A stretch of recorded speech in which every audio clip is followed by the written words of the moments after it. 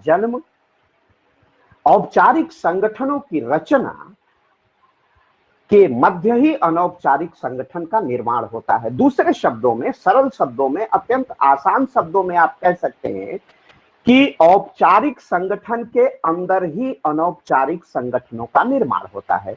अनौपचारिक संगठन कोई अलग से संरचना नहीं है, बल्कि औपचारिक संगठन में ही अनौपचारिक संगठनों की व्युत्पत्ति होती है, उनका जन्म होता है।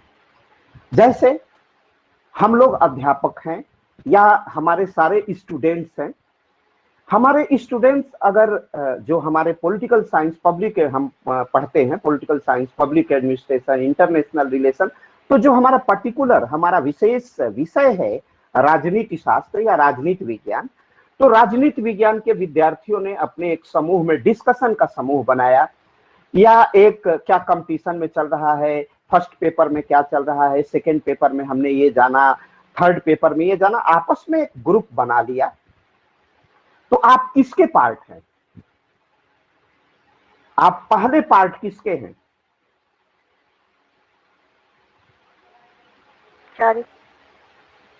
औपचारिक संगठन के पात्र हैं, संगठन के सदस्य हैं, क्योंकि औपचारिक संगठन कौन है? आपका ISPG कॉलेज, ईश्वर शरण पोस्ट ग्रेजुएट कॉलेज आपका औपचारिक संगठन है। और उसी में पॉलिटिकल साइंस वाले बच्चों ने अपना एक ग्रुप बना लिया और ग्रुप बनाया है कि हमारा फर्स्ट पेपर, सेकेंड पेपर और थर्ड पेपर आपस में चर्चा करेंगे। हमारे प्रोफेसर्स क्या पढ़ाते हैं उस पर चर्चा करेंगे, विषय वस्तु पर चर्चा करेंगे, कौन प्रश्न हमें नहीं आ रहा है उस पर चर्चा करेंगे। हम पॉलिटी से लेके कंपटीशन के क्षेत्र में कैसे उतर सकते हैं, इस पे चर्चा करेंगे। तो ये इन समस्त बिंदुओं पर जो चर्चा परिचर्चा का क्रम है, उसका आधार क्या है? उसका आधार है आपका औपचारिक संगठन। और औपचारिक संगठन में आप 3 विषय आप पढ़ते हो और 2 विषय थर्ड ईयर में आके पढ़ रहे हो, 2 विषय आप पढ़ रहे हो, ये औपचारिक संगठन है। आपका विहित प्रक्रिया में एडमिशन हुआ है, 2 विषयों का आपने चयन किया है,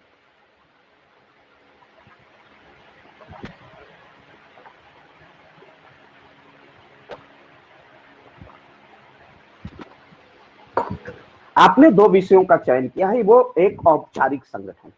लेकिन पॉलिटिकल साइंस के सदस्य फ्रेंडली मित्रवत एक संगठन बना करके, अनौपचारिक संगठन, कि आज हर शुक्रवार को हम राजनीति विज्ञान के विद्यार्थी मिलकर के चर्चा करते हैं, क्या पढ़ाया गया है, कैसे पढ़ाया गया है, विषय वस्तु क्या है, उसका कंटेंट क्या है, उसका रेफरेंस क्या है, उसका संदर्भ क्या है, उसका उद्देश्य क्या है और क्या हमें जानना चाहिए। तो ये एक औपचारिक संगठन में अनौपचारिक संगठन हो जाता है। पहला उदाहरण। दूसरा उदाहरण, अगर 2 IAS अधिकारी, 3 IAS अधिकारी हैं जो एक ही विश्वविद्यालय से पढ़े हुए हैं, तो ये IAS अफसर जिस कैडर में होते हैं, इलाहाबाद विश्वविद्यालय से पढ़े होते हैं या PCS होते हैं, IPS होते हैं, तो एक जगह से पढ़े तो उन्होंने एक अनौपचारिक संगठन बना लिया कि भाई हम इलाहाबाद विश्वविद्यालय के जितने भारतीय प्रशासनिक सेवा, भारतीय पुलिस सेवा, प्रोविंशियल सिविल सर्विसेज, जो प्रादेशिक प्रशासनिक सेवा के हैं, हम इलाहाबाद विश्वविद्यालय के एक यूनिट बन गई है प्रशासनिक अधिकारियों का संवर्ग। वो जुड़े भी रहते हैं, जैसे हमारे हॉस्टल से जुड़े हुए अधिकारी हैं, प्रोफेसर्स हैं। तो हम लोगों का एक ग्रुप है, उस ग्रुप में बड़े बड़े प्रशासनिक अधिकारी हैं, एक दूसरे के से मित्रवत जो हम लोग जुड़े हुए थे, तो हम लोगों ने एक बनाया हुआ है। तो आपस में कभी कभी संवाद हो जाती है, प्रायः ही संवाद हो जाता है। तो ये एक अनौपचारिक संगठन है। और औपचारिक संगठन क्या था? यूनिवर्सिटी ऑफ इलाहाबाद और इलाहाबाद यूनिवर्सिटी का वो डीजे कॉलेज जहां हम लोग पढ़ते थे, यह एक औपचारिकता है। वो उस औपचारिकता में ये उस औपचारिकता में यह अनौपचारिक संबंध और संगठन विकसित हुआ है।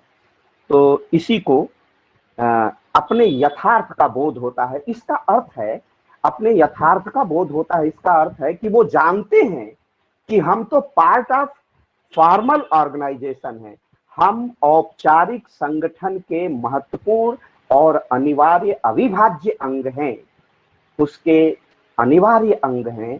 लेकिन जो यह अनौपचारिक संगठन है, यह जो अनौपचारिक संगठन है, यह हमारा मैत्रीपूर्ण संबंध है। उनको यथार्थ का ज्ञान होता है और इस संगठन का कोई विधिक संवैधानिक महत्व नहीं है। इस तथ्य का ज्ञान उनको भली भांति होता है। आशा है साइमन महोदय के इस मूल कथन को आप समझ गए होंगे। यथार्थ माने सत्य का ज्ञान होता है कि हम जो ये अनौपचारिक संगठन बनाए हैं, इसका कोई यह केवल एक औपचारिक कार्य करने के लिए है, हो जाता है, लेकिन मूल संगठन तो हम लोगों का औपचारिक ही है, इसका कोई औचित्य नहीं है। लेकिन महत्ता इस बात में है कि औपचारिक संगठनों के कार्यों में सहायता और सहयोग देने के लिए ये अनौपचारिक संगठन मील का पत्थर होते हैं, बहुत महत्वपूर्ण भूमिका का निर्वहन करते हैं। चलिए अब आगे हम बढ़ते हैं। अनौपचारिक संगठन, अनौपचारिक, अब हिंदी वाले अपना हिंदी लिखते रहे, अंग्रेजी वाले बना लेंगे, मुझे विश्वास है। बहुत कठिन मैं नहीं बोलता हूं कि आपको अंग्रेजी उसकी नहीं आएगी। अब बाकी तो हूं मैं, आपको अगर कोई परेशानी होगी तो मैं बता दूंगा, लेकिन आपको कोई परेशानी इंग्लिश वालों को नहीं होगी। क्योंकि देखो बेटा, अगर हम लोग करने लगेंगे इस प्रकार तो बहुत समय लग जाएगा, और मुझे कोर्स करना है, फर्स्ट पेपर पर भी आपको वार्ता करनी है, टर्मोलॉजी बता दूंगा।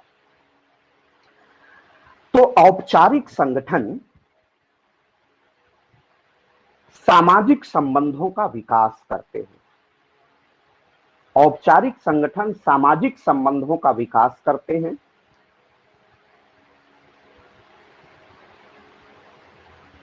मैं समझा दे रहा हूं, औपचारिक संगठन सामाजिक संबंधों का विकास करते हैं।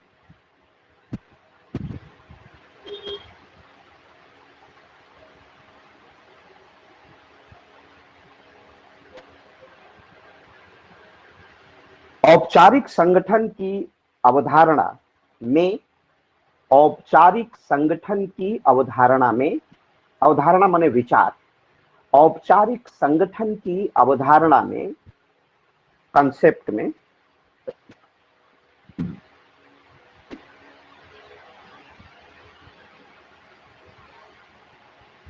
मानवीय अभिप्रेरणा, ह्यूमन मोटिवेशन,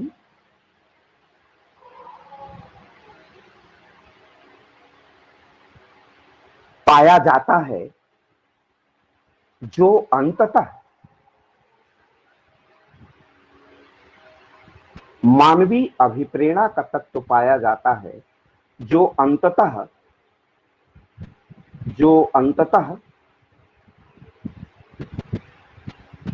औपचारिक संगठनों को, जो अंततः औपचारिक संगठन को अभिप्रेरणा प्रदान करते हैं। औपचारिक संगठन को अभिप्रेरणा प्रदान करते हैं। औपचारिक संगठन को अभिप्रेरणा प्रदान करते हैं। अब बहुत आसान सी बात है, यह मानवीय संबंधों का, अनौपचारिक संगठन मानवीय संबंधों का विकास करते हैं। एक उदाहरण से आप समझ जाएंगे। मैं दिल्ली स्टेशन पर उतरा था, और जब मैंने अपने अध्यापन कार्य का प्रारंभ किया था तो उसका दूसरा बैच होगा। मैंने अपने अध्यापन कार्य का आरंभ किया था तो वो दूसरा बैच था। उसमें से एक लड़की कानपुर की रहने वाली, इसका नाम है अर्चना वाजपेयी, वो इस समय ARTO है। तो मैं इसी तरह, मेरी ट्रेन लेट हो गई थी और मुझे दिल्ली में एक आवश्यक मीटिंग में भाग लेना था। अब मुझे मालूम था कि वो सहारनपुर से गाजियाबाद आ चुकी है, और मैंने सोचा कि उसको फोन करें। मैंने उसको तुरंत फोन किया और मेरा नंबर उसको ज्ञात था, तो इसलिए फोन तुरंत उसने रिसीव किया। तो हमने कहा कि देखो भाई, हमारे लिए कोई जल्दी कर दो, वो दिल्ली तो पहुंचने में इसको घंटों लग जाएंगे, और मुझे, मेरी मीटिंग है वो शुरू हो जाएगी, ट्रेन ऑलरेडी लेट है। और भी रिसोर्स थे जिससे मैं पहुंच सकता था, लेकिन चूंकि वो मेरी पढ़ाई बच्ची थी, तो उसने कहा सर मैं तुरंत आ रही हूँ गाजियाबाद स्टेशन पर। वो अपने गाड़ी से आई, और वहां तो नौकरशाही का है, उसमें आरटीओ पद बड़ा नहीं होता है, लेकिन मैं मानवीय संबंध को बता रहा हूँ। हमने कहा कि अब मैं फ्रेश वगैरह सब नहाऊंगा, अपना जो औपचारिक कार्य है वो बाद में करूंगा, मुझे अपने मीटिंग में निर्धारित समय पर प्रस्तुत हो जाना है। वो देखो, यही मानवीय संबंध, अनौपचारिकता कैसे विकसित होती है। वो स्वयं स्टेशन पर उपस्थित थी अपने एक और सहायक वो संभागीय आयुक्त के साथ, एआरटीओ के साथ, और रास्ते में वो 4 आरटीओ हो गए। और वो ट्रैफिक पर भी कहाँ ट्रैफिक नहीं मिलेगा वो वार्ता करते हुए, चूंकि उत्तर प्रदेश की सीमा से तो वो कराची करा सकते हैं दिल्ली तक जाने के लिए, और फिर वहां के अधिकारियों से बात करा के, और जो मैं समझ रहा था कि चूंकि दिल्ली मेरा परिचित शहर है और दिल्ली की किन सड़कों से मुझे जाना है मुझे मालूम था, लेकिन उन लोगों के सहयोग से जो एक 1.5 घंटे की यात्रा होती है, वह 50 मिनट में संपन्न हुई। और मैं मीटिंग शुरू होते ही, जैसे ही मीटिंग शुरू होने वाली थी, मेरी एंट्री हो गई। बहुत कम लोगों की संक्षिप्त मीटिंग थी, तो जहां मुझे पहुंचना था वहां मैं पहुंच गया। तो औपचारिक संगठन में मेरी मीटिंग थी, विश्वविद्यालय अनुदान आयोग में मुझे जाना था। लेकिन यह जो मानवीय संबंध है, जो अनौपचारिक स्तर पर आधारित है, उससे फायदा क्या होता है? उससे फायदा होता है कि औपचारिक संगठनों को अभिप्रेरणा मिल जाती है, बल मिल जाता है, और मेरे जैसा अति साधारण आदमी इन मानवीय संबंधों का उपयोग करते हुए अपने गंतव्य, अपने मिशन और अपने निर्धारित जो हमारी मीटिंग थी, निर्धारित जो सभा थी, उसमें मैं सम्मिलित हो गया। यही होता है अनौपचारिक संगठनों का औपचारिक संगठनों के लिए लाभ। तो ये 2 उदाहरण से आप समझ गए कि किस तरह विद्यार्थी और स्टूडेंट्स फॉर्मल संगठन का अंग होता है, लेकिन वह अपने संबंध इनफॉर्मल बना के अपना उपयोग, दोनों का काम है उद्देश्य को प्राप्त करना, और उद्देश्य में लगभग समानता होती है। फॉर्मल जो संगठन बनते हैं वो औपचारिक संगठनों के उद्देश्यों की परिपूर्ति के लिए ही बनते हैं। तो ये बात आप लोगों ने जान दी। फिर उसी बात को और आगे बढ़ा के साइमन महोदय कहते हैं कि यह व्यक्तिगत संबंधों पर आधारित होता है। इसको आप लिख लीजिए। साइमन पुनः कहते हैं कि साइमन पुनः कहते हैं कि अनौपचारिक संगठन व्यक्तिगत संबंधों पर आधारित होते हैं,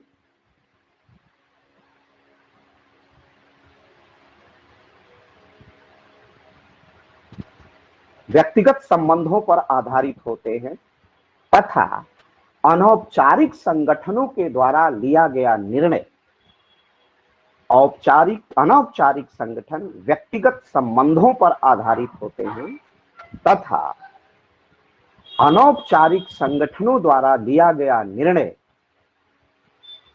तथा अनौपचारिक संगठनों द्वारा लिया गया निर्णय, अनौपचारिक संगठनों द्वारा लिया गया निर्णय औपचारिक संगठनों को गहरे रूप से प्रभावित करता है। औपचारिक संगठन को गहरे रूप से प्रभावित करता है। औपचारिक संगठन को गहरे रूप से प्रभावित करता है।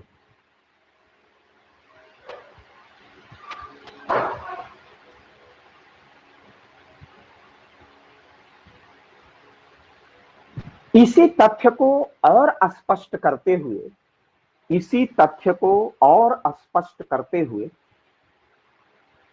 इसी तथ्य को और स्पष्ट करते हुए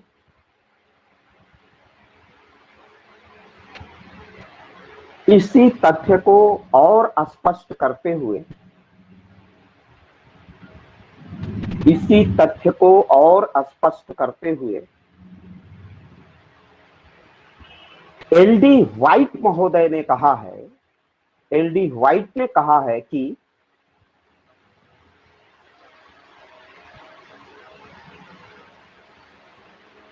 अनौपचारिक संगठन, एलडी व्हाइट ने कहा है कि अनौपचारिक संगठन, एलडी व्हाइट ने कहा है कि अनौपचारिक संगठन, अनौपचारिक संगठन, एलडी व्हाइट ने कहा है कि अनौपचारिक संगठन एक साथ कार्य करने वाले, एक साथ कार्य करने वाले कार्मिकों, पोस्ट में कर्मचारियों, एक साथ काम करने वाले कार्मिकों, अधिकारियों, एक साथ काम करने वाले कार्मिकों एवं अधिकारियों की, कार्मिकों एवं अधिकारियों की, कार्मिकों एवं अधिकारियों की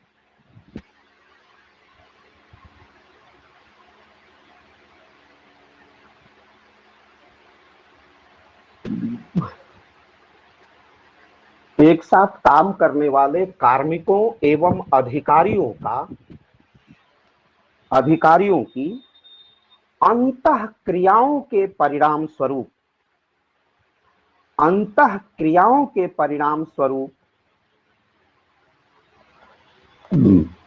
अंतः क्रियाओं के परिणाम स्वरूप, अंतः क्रियाओं के परिणाम स्वरूप विकसित होता है,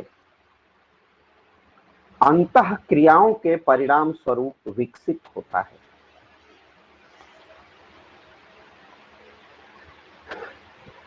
अब जैसे मान लीजिए कि 4 आईएएस अधिकारी हैं, एक बैच के हैं, उनका बैच 2016 का है, 16 का है, और उत्तर प्रदेश कैडर में आईएएस अधिकारी होके आ गए, और कहीं पर एसडीएम हैं, कहीं पर या एडिशनल डिस्ट्रिक्ट मजिस्ट्रेट हैं, किसी विभाग में सचिव हैं। अगर इनका एक संगठन है अनौपचारिक रूप से, जैसे मान लीजिए मिर्जापुर का कोई जिलाधिकारी है उसी बैच का, या एडिशनल डिस्ट्रिक्ट मजिस्ट्रेट है 2016 बैच का, उसी विभाग का सचिव है इस समय, जैसे खनन विभाग के सचिव, एक ही बैच के कई अधिकारी हो गए, एक अधिकारी परेशान है, वो कर्तव्यनिष्ठ है और वो कर्तव्य करना चाहता है, उसे कर्तव्यों का भान है, वह कर्तव्य करना चाहता है।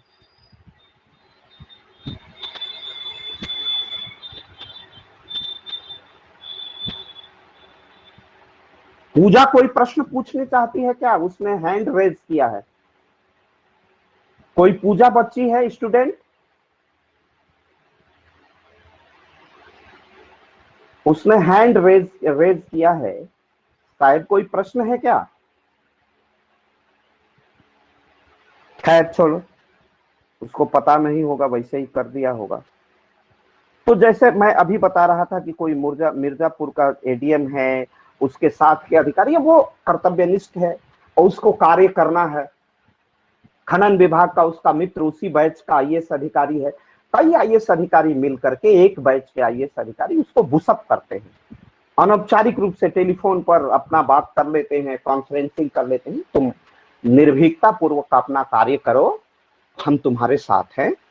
तो वह अधिकारी, देखिए कितना मोटिवेशन होता है, वह यही अंतः क्रियाएं हैं, ये व्यक्तिगत अंतः क्रियाएं हैं, और वह अधिकारी बड़े बड़े माफिया, राजनीतिक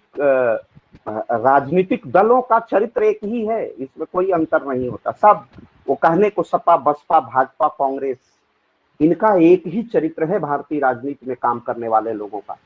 तो वो माफिया से लड़ सकता है, खनन माफियाओं से लड़ सकता है, वो लड़ेगा राजनीतिक, जो भ्रष्ट राजनीतिक जीवन में काम करने वाले नेता हैं, विधायक हैं, सांसद हैं, उनसे भी लड़ सकता है वो। और यह कैसे हुआ? अंतःक्रिया, पारस्परिक अंतःक्रिया। अंतःक्रिया में एक दूसरे को समझते हैं, आपस में बातचीत होती है, इंटर रिएक्शन होता है, इंटरेक्शन होता है। तो इस इंटरेक्शन से एक बड़ी समस्या जो औपचारिक संगठन की है वह कार्य पूरा हो जाता है। ये होता है अनौपचारिक संगठनों की भूमिका, औपचारिक संगठनों में सहयोग देने के लिए, प्रशासन को सफलतापूर्वक संचालित करने के लिए। ये बात आप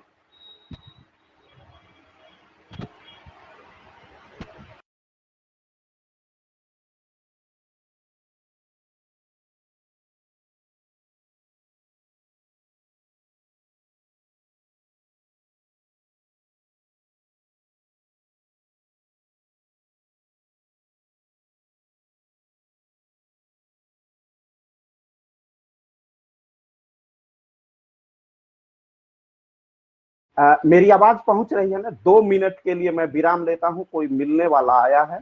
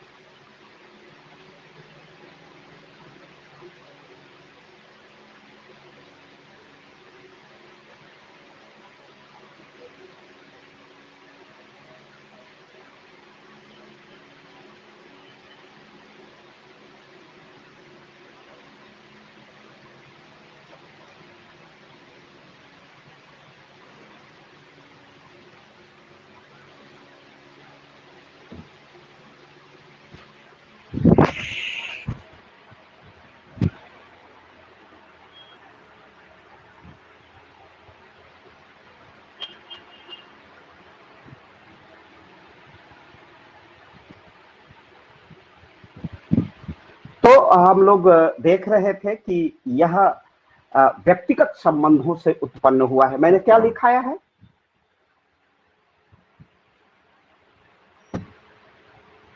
हेलो, आई एम ऑडिबल? मेरी आवाज पहुंच रही है? Yes sir. अच्छा, Yes, sir. मैं क्या लिखा? हाँ, Sir. क्या लिखा रहा था? लिखा क्या रहा एल डी था? White sir, L D white महोदय ने कहा है कि अनौपचारिक संगठन एक साथ कार्य करने वाले कार्मिकों, अधिकारियों की अंतरक्रियाओं के परिणाम स्वरूप विकसित होता है। इधर इधर इधर और इधर, हाँ इधर वाला, हाँ, अंतः क्रियाओं से वो विकसित होता है। तो एलडी वाइट की परिभाषा समझ में आ गई। मैंने यही बताया था कि किस प्रकार यह अंतः क्रियाओं के संयोग से निर्मित होता है। ये बात स्पष्ट हो गई?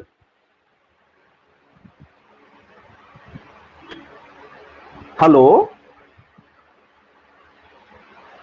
Yes sir. और इसके उदाहरण से, जैसा मैंने आईएएस अधिकारियों का उदाहरण दिया, तो ये दोनों बातें स्पष्ट हो जाती हैं कि किस प्रकार यह अंतः क्रियाओं का योग है और किस प्रकार यह कार्य करता है, किस प्रकार अनौपचारिक संगठन, अनौपचारिक संगठन, फॉर्मल ऑर्गेनाइजेशन, किस प्रकार इनफॉर्मल ऑर्गेनाइजेशन फॉर्मल ऑर्गेनाइजेशन को सपोर्ट करता है।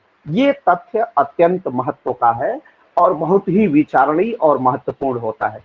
यही अनौपचारिक संगठनों की विशिष्ट भूमिका होती है। नेक्स्ट, अब आप लिखिए पैराग्राफ चेंज करके, अनौपचारिक संगठनों के निम्नलिखित लक्षण होते हैं। अनौपचारिक संगठन के निम्नलिखित लक्षण होते हैं।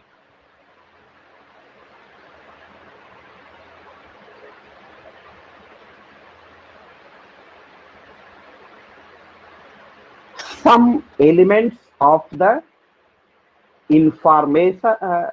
informal organization.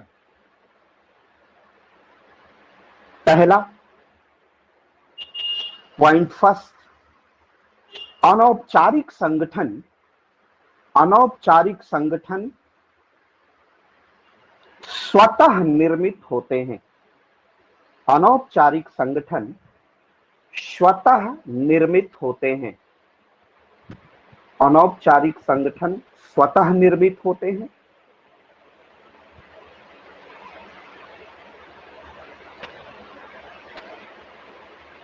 इनका सेल्फ डिटर्मिनेशन होता है। अनौपचारिक संगठनों को स्वतः निर्मित होने का अर्थ है कि जैसे आईएएस अधिकारियों का एक समूह है, प्रोफेसर्स का एक समूह है, सारे ये जितने समूह होते हैं ये आपस में मैत्री संबंध, फ्रेंडली, इको फ्रेंडली, ये आपस में विकसित हो जाते हैं। स्वतः कोई समस्या आई, जैसे मैंने अभी कहा, उदाहरण दिया कि कोई मिर्जापुर जनपद का एडिशनल डिस्ट्रिक्ट मजिस्ट्रेट है, आईएएस अधिकारी है, 1916 बैच का आईएएस है, 2016 बैच का आईएएस अधिकारी, 2016 बैच का अधिकारी है। वो खनन माफियाओं से टकरा रहा है, ऑनेस्ट है और अपने कार्य को ईमानदारी से कर रहा है। उसी बैच के कई आईएएस अधिकारी, कोई परिवहन विभाग का सचिव है, कोई खनन विभाग का सचिव है, कोई गृह विभाग में है, कोई दूसरे जगह पर डिस्ट्रिक्ट मजिस्ट्रेट है, एडिशनल डिस्ट्रिक्ट मजिस्ट्रेट है।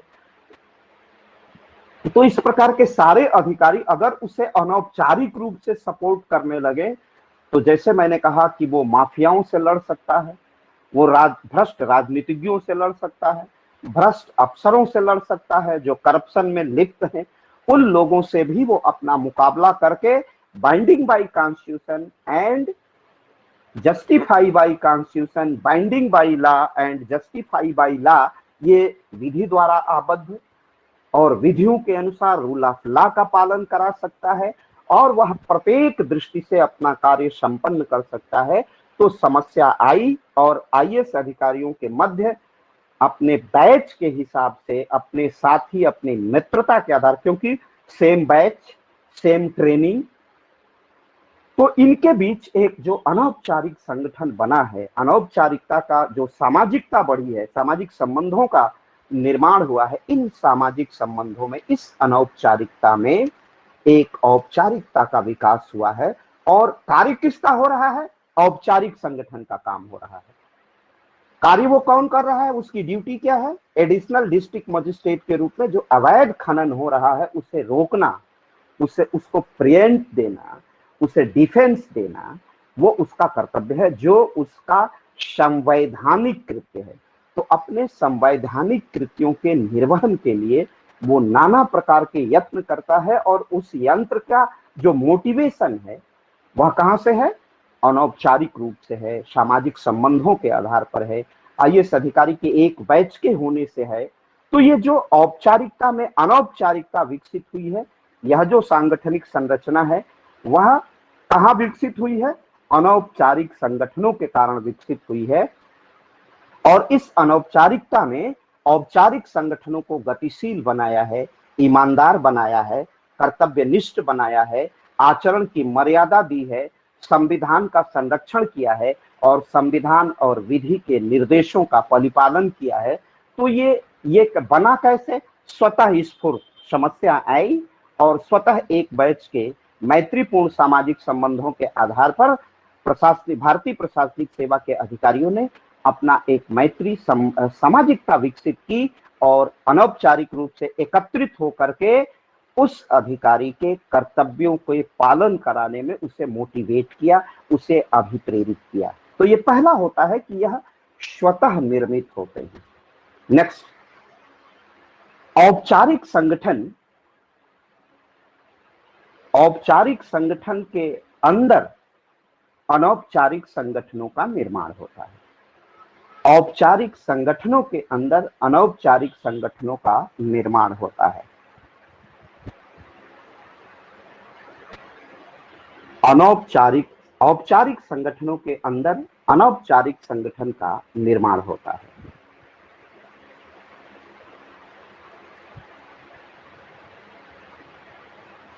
अनौपचारिक संगठन।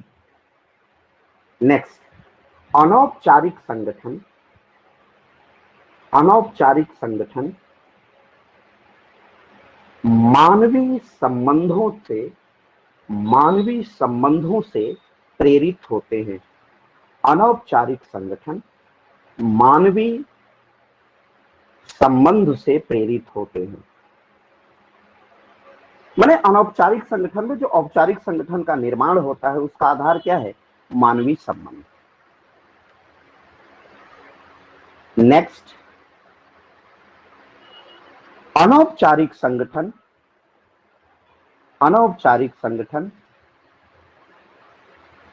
पारस्परिक अंतःक्रिया, माने इनका जो संबंध होता है ना, इंटरनल रिएक्शन पर होता है, यह इंटरेक्शन पर होता है। और जब इनका संबंध बनता है ना, ओवरलैपिंग का संबंध, बिटवीन ओवरलैपिंग, अनौपचारिक संबंध पारस्परिक अंतःक्रिया का परिणाम होता है। अनौपचारिक संगठन पारस्परिक अंतःक्रिया का निर्माण होता है। पारस्परिक अंतःक्रिया का निर्माण होता है। मैंने औपचारिक संगठन मैंने दो व्यक्ति जो औपचारिक संगठन के सदस्य हैं अनौपचारिक रूप से अंतःक्रिया करते हैं, पारस्परिक संबंध बनाते हैं। नेक्स्ट, अनौपचारिक संगठन का विधिक एवं संवैधानिक औचित्य नहीं होता है। अनौपचारिक संगठनों का विधिक एवं संवैधानिक औचित्य नहीं होता है। विधिक एवं संवैधानिक औचित्य नहीं होता है। दूसरे शब्दों में यह कहना असंगत न होगा कि दूसरे शब्दों में यह कहना असंगत न होगा कि दूसरे शब्दों में यह कहना असंगत न होगा कि अनौपचारिक संगठन विधि एवं संविधान द्वारा विधि या संविधान द्वारा निर्मित नहीं होते हैं। विधि या संविधान द्वारा निर्मित नहीं होते हैं।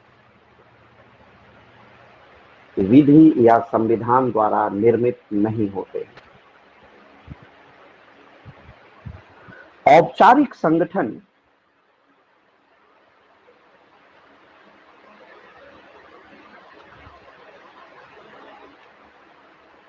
पद सोपान की अपेक्षा नहीं करता है। There is no hierarchy of informal organization.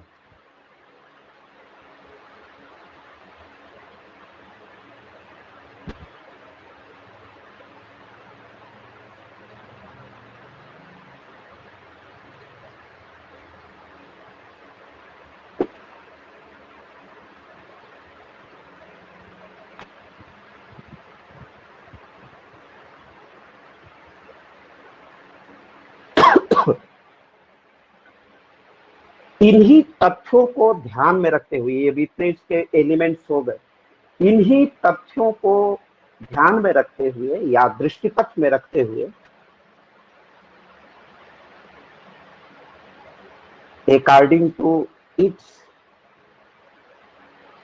Facts, इन्हीं तथ्यों को ध्यान में रखते हुए बर्नार्ड महोदय ने कहा है, प्रोफेसर बर्नार्ड है, बर्नार्ड महोदय ने कहा है, बर्नार्ड महोदय ने कहा है, बर्नार्ड महोदय ने कहा, बेटा किसी का म्यूट नहीं है, वो आप म्यूट कर लीजिए। बर्नार्ड महोदय ने कहा है कि अनौपचारिक संगठन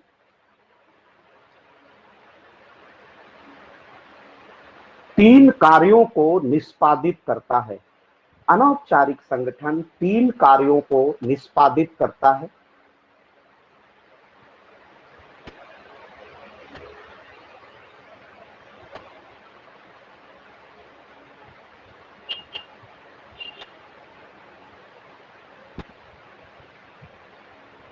पहला संप्रेषण, कम्युनिकेशन, पहला संप्रेषण, और उसके आगे एक डैश दे दीजिए, संप्रेषण माने कम्युनिकेशन।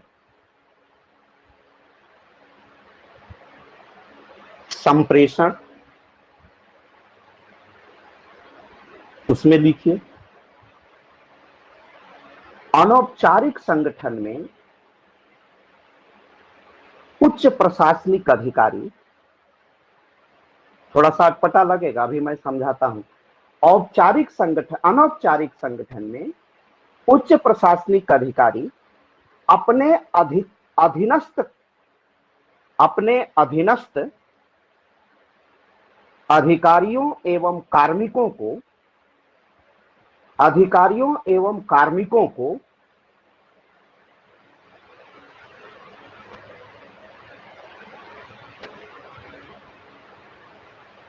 कार्य करने के लिए प्रेरित करता है, कार्य करने के लिए प्रेरित करता है,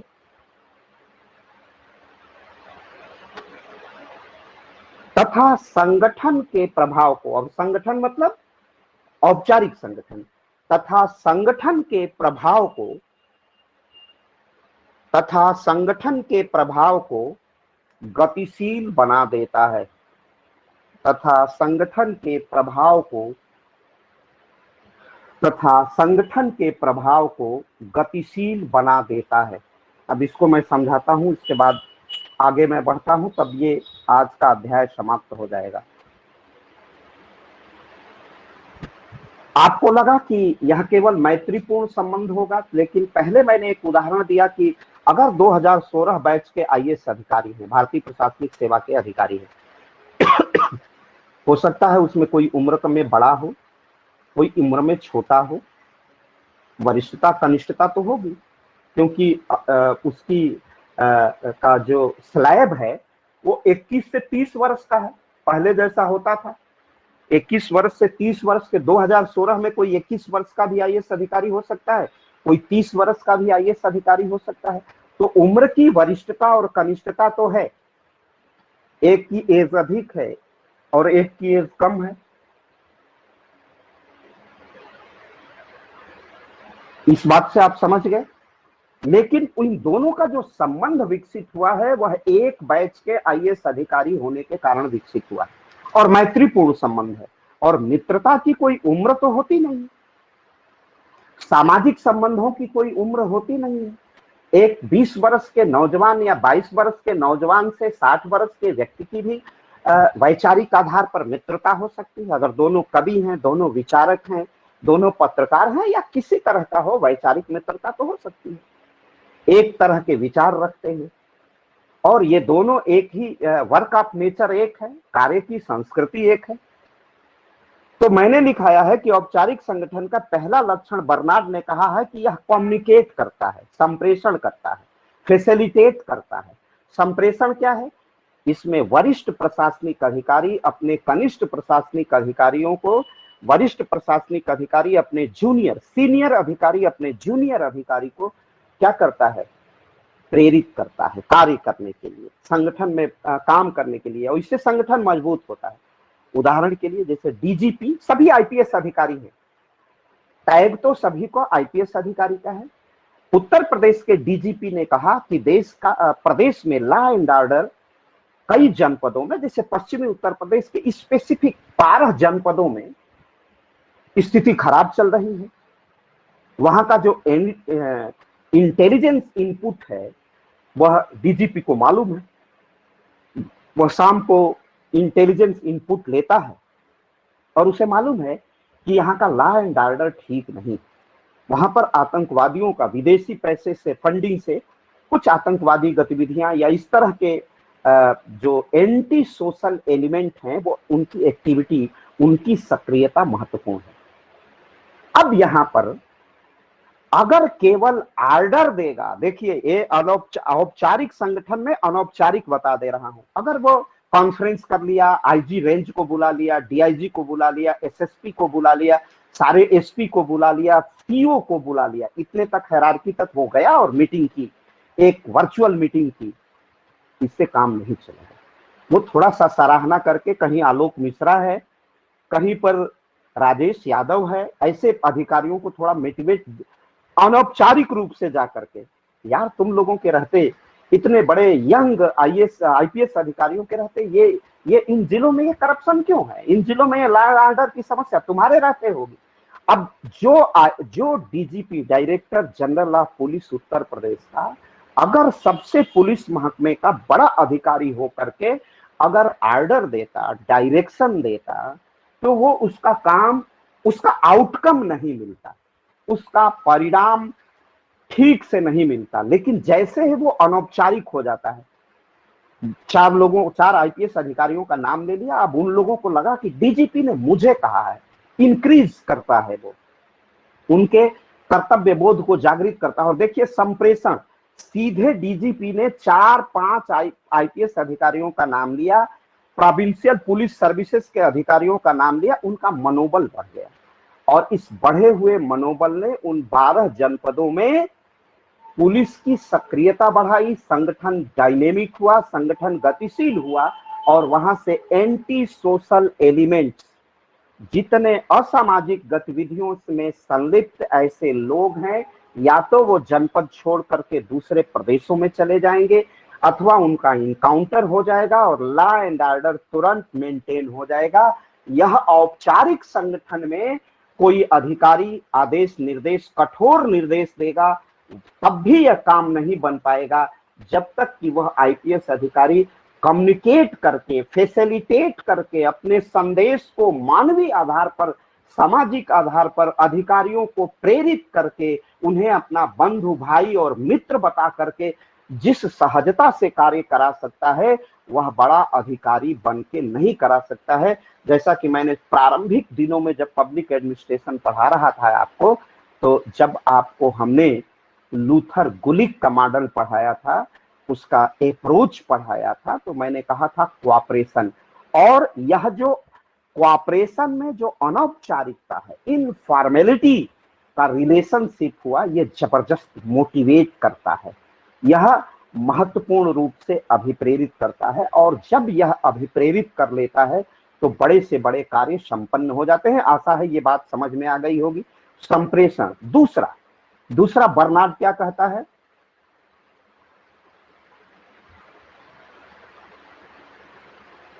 अनौपचारिक संबंध, आप लिख लीजिए यूनिटरी, एकता, यूनिटी, यूनिटरी, एकता। नेक्स्ट डैश देके, अनौपचारिक संबंध एकता को बढ़ावा देते हैं, अनौपचारिक संगठन एकता को बढ़ावा देते हैं, जिससे संगठन की भूमिका प्रभावी हो जाती है। जैसे वही उदाहरण, डीजीपी ने सारे अधिकारियों को मिला लिया, संगठन भी मजबूत हुआ, आउटकम, उसका परिणाम भी बढ़िया निकला, गुड रिजल्ट आया। ये कैसे आया? एकता के आधार पर। और एकता कैसे बनी? अनौपचारिकता के आधार पर, मित्रता के आधार पर, सामाजिक संबंधों के आधार पर, केवल औपचारिकता के आधार पर कि हम बड़े अधिकारी हैं, छोटे अधिकारियों को केवल निर्देश दे देंगे, काम नहीं होगा। यह जो समन्वय का भाव विकसित होता है, वह मित्रता, सामाजिकता, आपसी आचरण, एक दूसरे की पारस्परिकता से होता है। उसका परिणाम एकता के रूप में दिखाई देता है। और उत्तर प्रदेश की पुलिस जब जब अत्यधिक सक्रियता से किसी भी क्षेत्र विशेष में सघन कार्य करती है, या किसी भी राज्य की पुलिस या कोई भी प्रशासनिक विभाग के अधिकारी अगर इफेक्टिव वर्क करते हैं, अगर उनकी इफिशियंसी में वृद्धि होती है, उनके प्रतिरोध करने और कार्यशीलता में वृद्धि होती है, तो वह एकता का परिणाम होता है। और बर्नार्ड तीसरा पॉइंट क्या कहते हैं?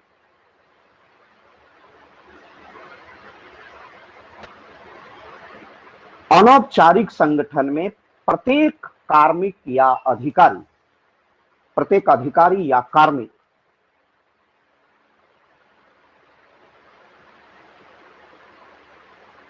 स्वयं से आदर प्राप्त करता है, स्वयं से आदर प्राप्त करता है। एक तो स्वयं, स्वयं का आदर मतलब सेल्फ, जो सेल्फ ऑनर उसे मिलता है। जैसे आज एक बहुत छोटा सा उदाहरण जो एकदम सीधे आपको समझ में आ जाएगा, हिट करेगा।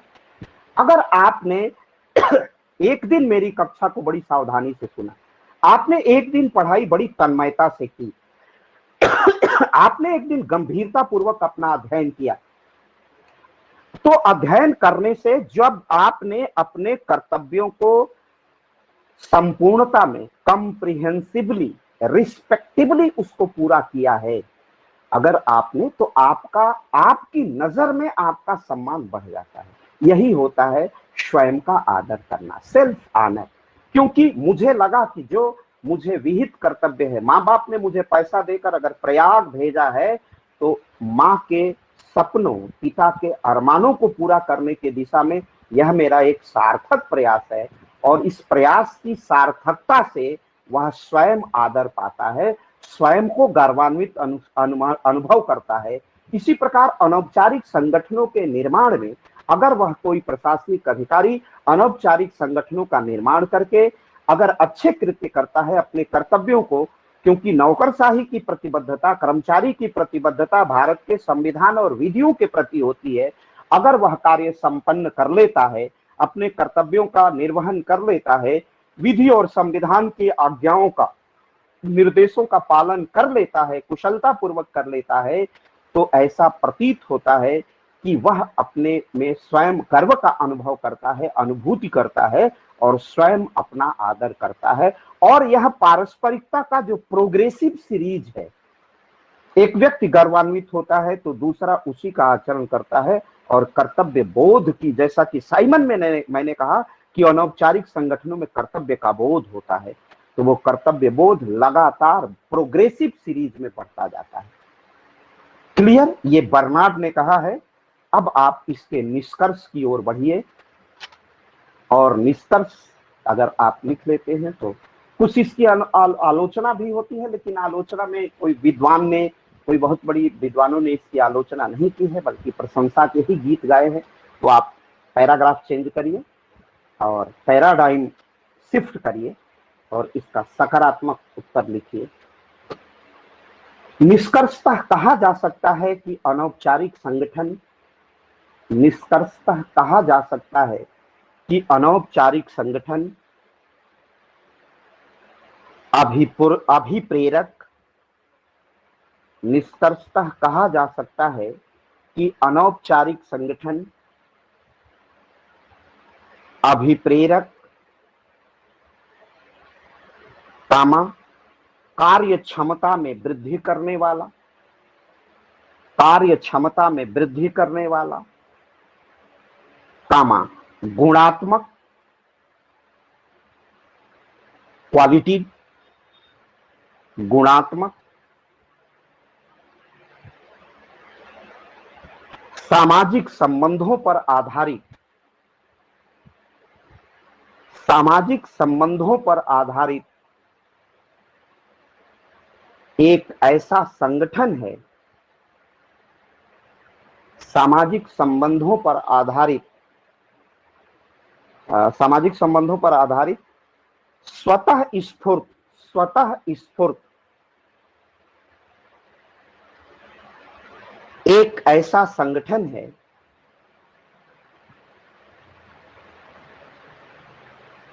जो कर्तव्यबोध, ऐसा संगठन है जो कर्तव्यबोध,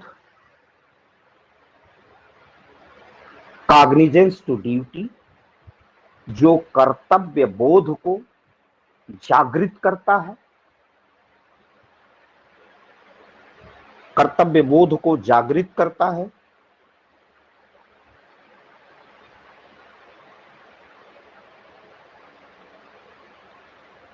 कर्तव्यबोध को जागृत करता है, औपचारिक संगठनों को अभिप्रेरित करता है, औपचारिक संगठनों को अभिप्रेरित करता है,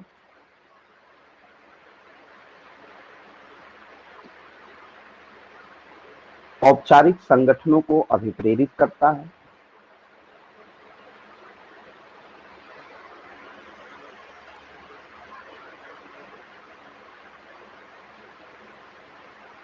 अनौपचारिक संगठन विधि और संविधान द्वारा, अनौपचारिक संगठन विधि और संविधान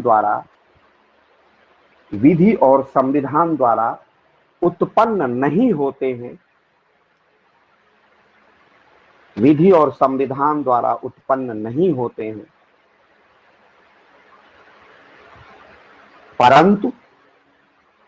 परंतु विधि एवं संविधान के संरक्षण में, विधि एवं संविधान के संरक्षण में इनकी निर्णायक भूमिका होती है। विधि एवं संविधान के संरक्षण में इनकी निर्णायक भूमिका होती है।